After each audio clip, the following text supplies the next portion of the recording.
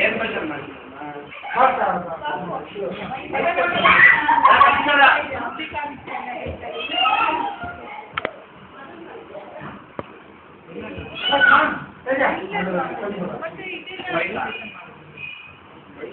ಸ್ವಲ್ಪ ಆತರ ಮಾಡಿದ್ರೆ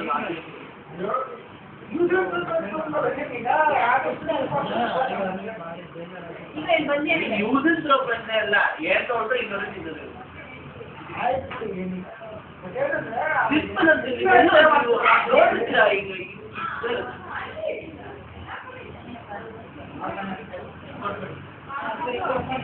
ಈ ಡಬ್ಬ ತಗೊಂಡು